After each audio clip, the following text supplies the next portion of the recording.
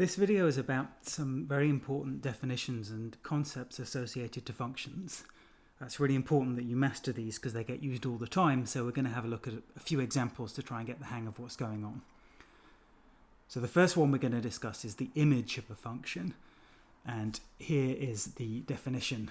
We take a function f from a set x to a set y, and in that case the image of f is just defined to be this set, so the set of all things in y which are of the form f of x.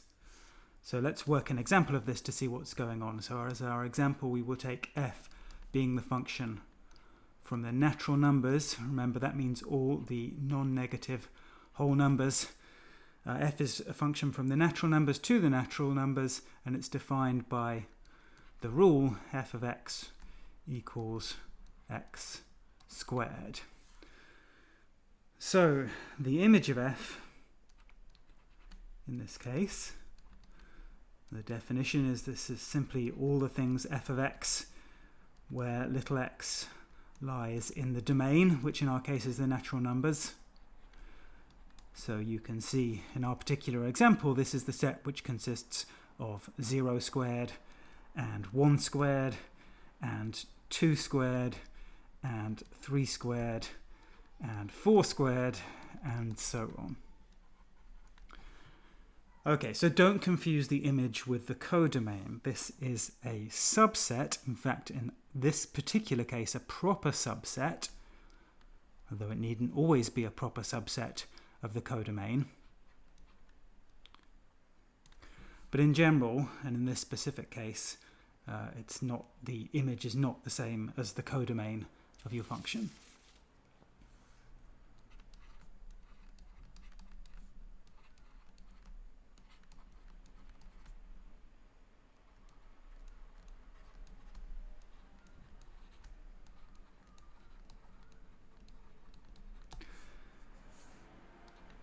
So don't confuse these two things, and as I just said, in general, so the image of f is contained in the codomain of f, which I've written as y here, but in general,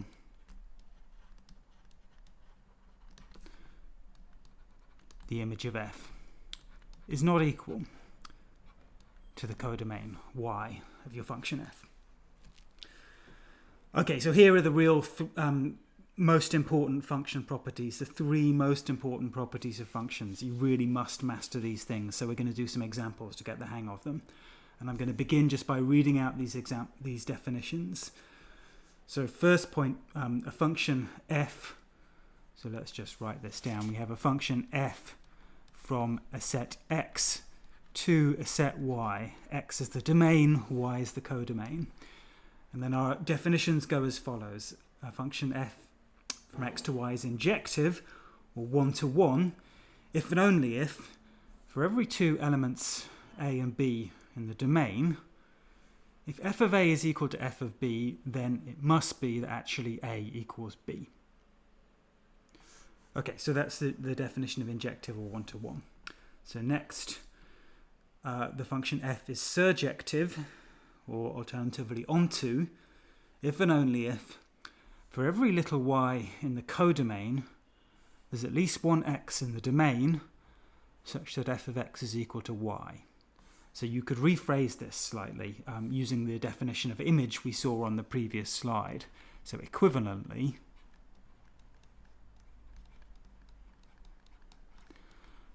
f is onto, or surjective, if and only if im f equals the codomain of f, which is called y here. Okay, so there's an alternative way to phrase the definition of surjective or onto.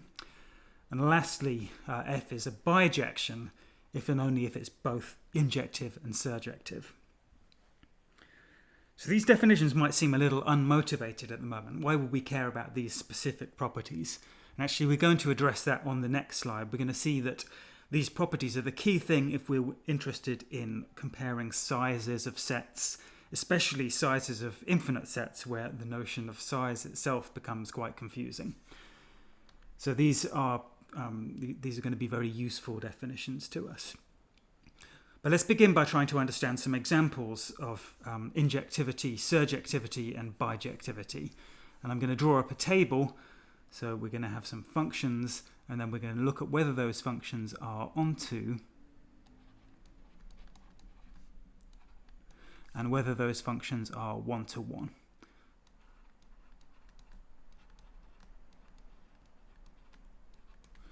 Okay, let's try and draw this table.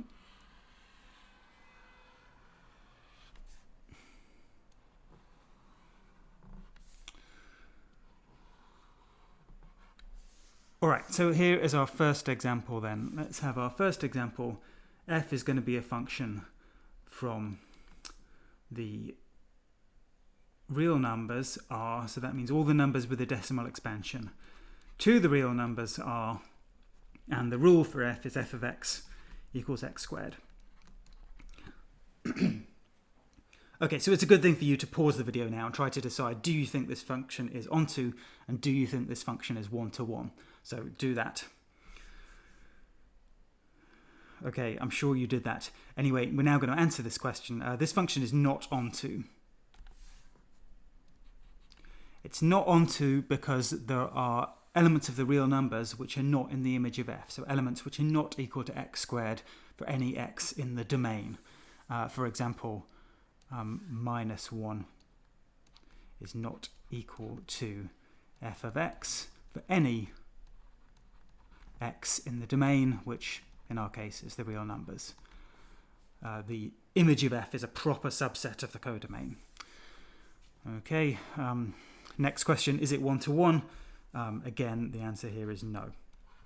It's not one-to-one because, for example, f of 1 is equal to f of minus 1. Both of f of 1 and f of minus 1 are equal to 1. So it fails the injectivity property. Okay, next example then, let's now look at a new function g.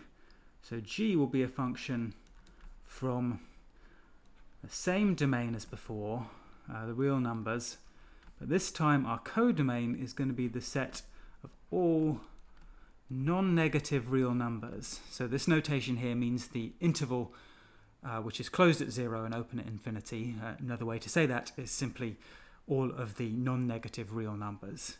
And the rule is again g of x equals x squared. Okay, again, pause the video and decide for yourself, do you think this function is onto? Do you think this function is one-to-one? Okay, I hope you did it. So in this case, the function is onto. It is onto. Right. It is onto. Why is it onto? Well, I mean, the reason that this function is onto is because for every element of the codomain,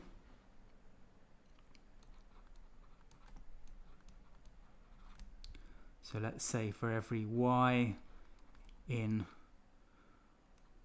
our codomain, which is the open interval from 0 to infinity, such a number, such a non-negative number, has a square root, which is a real number. So root y is in R, and g of root y is y. Okay, that means every element of the codomain is in the image of g, and that means that g is onto. Alright, but on the other hand, g is not one-to-one, and it's not one-to-one for precisely the same reason as f wasn't one-to-one. Namely, for example, g of 1 is equal to g of minus 1, or g of 2 is equal to g of minus 2, or whatever. As soon as you have at least one example, you know that this thing is not one-to-one. Okay, next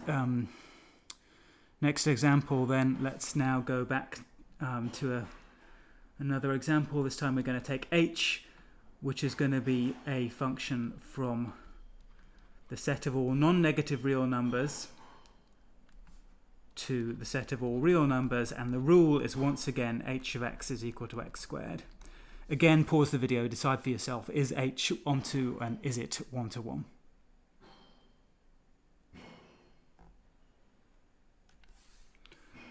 All right, well, the answer, of course, is it's not onto, and it's not onto for the same reason f was not onto.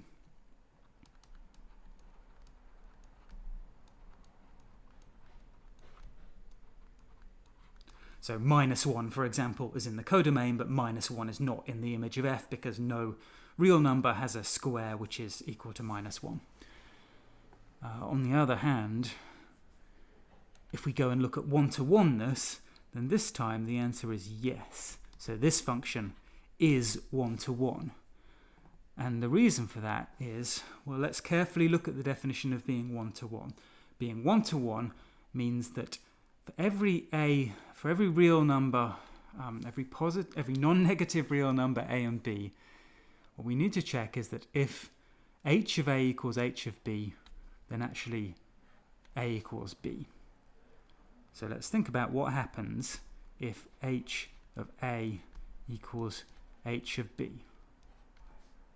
Well, if h of a equals h of b, then a squared equals b squared. And if a squared equals b squared, then a equals plus or minus b. But things which are in the domain of h are all non-negative numbers. And if you have two non-negative numbers, a and b, with the property that a equals plus or minus b, then actually it must be that a equals b. So since numbers in our domain are non-negative,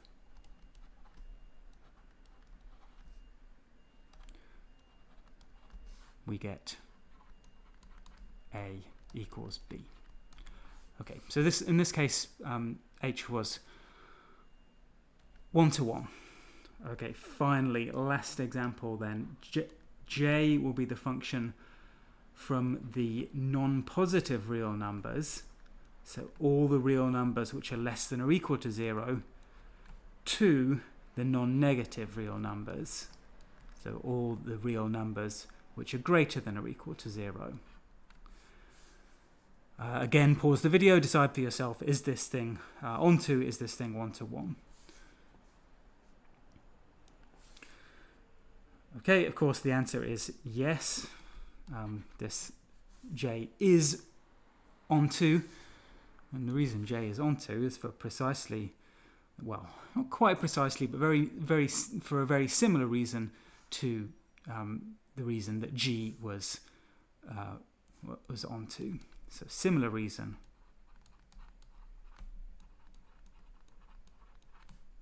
to the function g. If you give me anything in the codomain, so any non-negative real number, then it has a negative square root. So I can take minus the square root of y. That is a non-positive real number, so it's an element of the domain of j. So every element of the codomain has a non-negative square root, which is in the domain of j, and which j maps to that number. So it's onto for a similar reason to g, and it is 1 to 1 for a similar reason to h.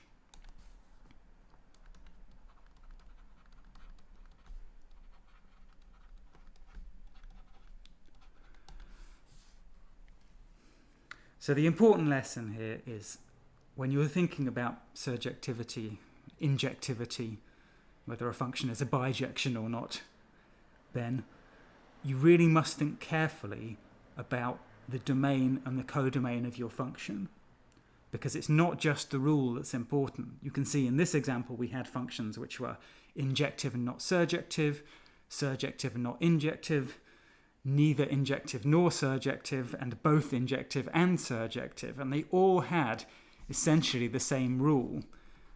I should have written the rule for j here, of course. It should have been j of x equals x squared. So it wasn't just the rule that mattered. In every case, the rule was the same, but the domain and the codomain differed. So you must think carefully about what is the domain, what is the codomain, when you're trying to determine whether a function has these properties. So let me just say one more thing before we move on.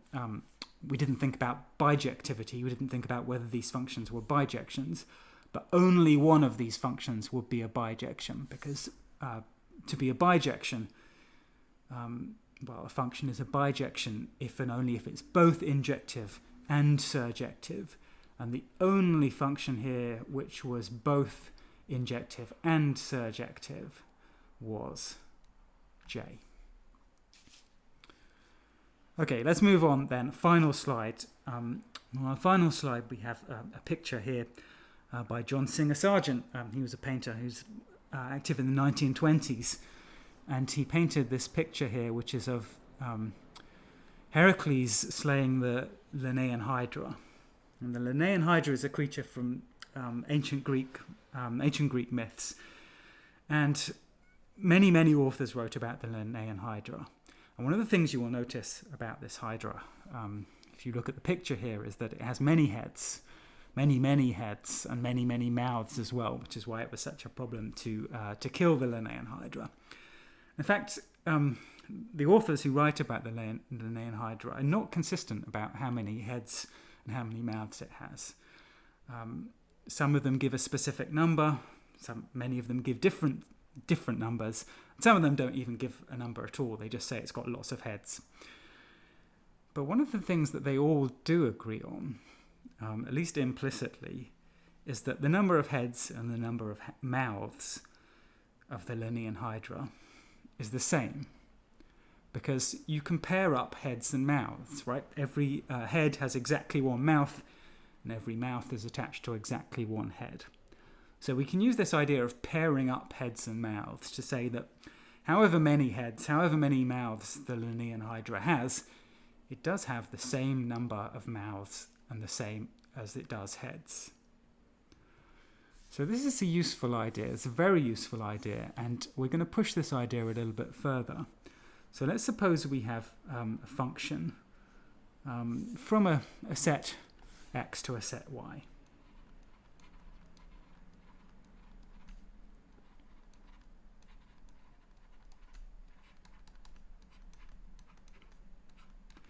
And let's suppose we want to pair up elements of x and elements of y in such a way that every element of x gets paired to exactly one element of y via the function f.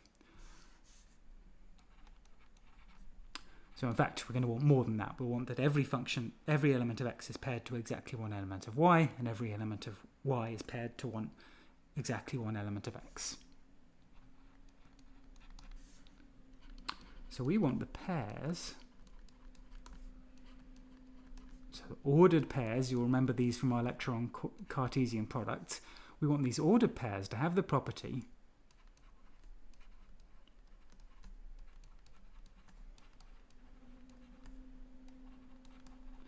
well, actually two properties. Every element, little x and big X, is paired to exactly one element of y, and every element of y is paired to exactly one element of x.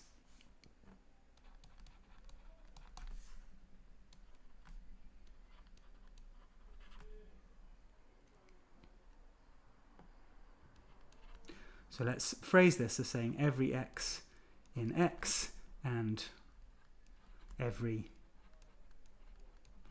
y in y belong to exactly one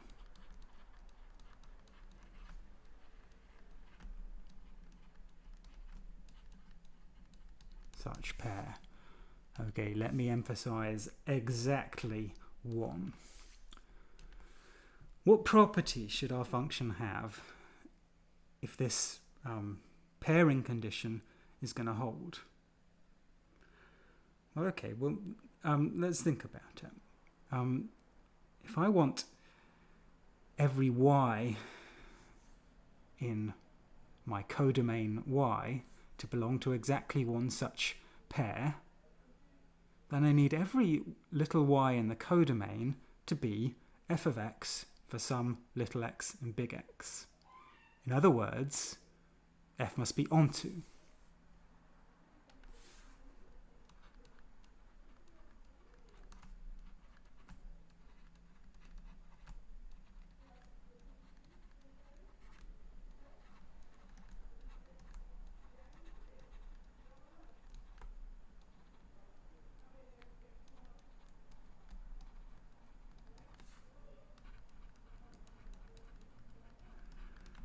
All right.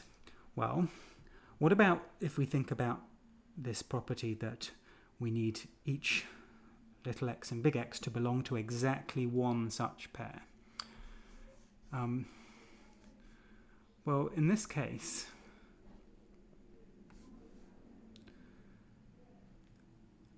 for that to happen, I can't have two different elements in our domain X being mapped by F to the same thing in Y. In other words, I must have the property that F is 1 to 1.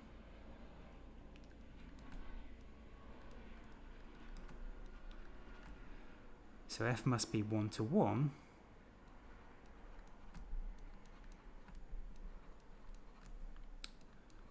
as if f of A equals f of B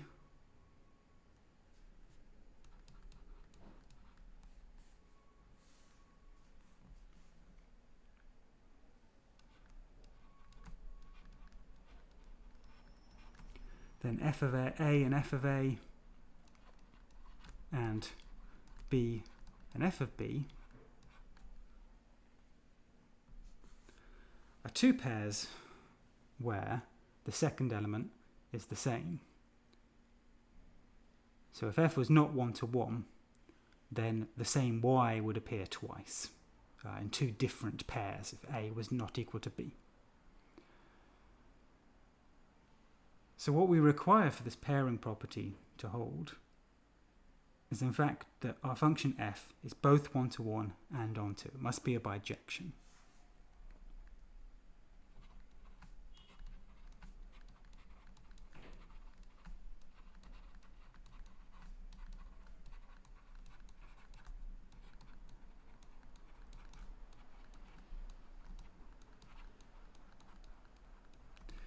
Okay, I should say here that I'm assuming that the sets of x and y are different just because it makes it a little bit easier for me to phrase the property that I'm talking about. But this is the reason that the bijection property is important, because when you compare up the elements of two different sets, that means they have the same size. Right? Remember our example of the Linnaean Hydra. We know that the set of heads and the set of mouths has the same size, even though we don't know how many heads and mouths there are, because we have this way of pairing up heads and mouths. So our conclusion, it's just I want to write clearly at the bottom here, is that if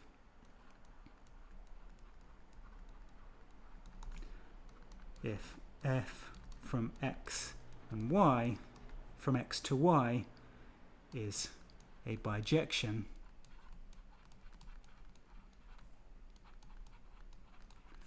then the size of x equals the size of y. And in fact, this conclusion is even good for infinite sets. In fact, you might even take it as the definition of what it meant for two infinite sets to have the same size.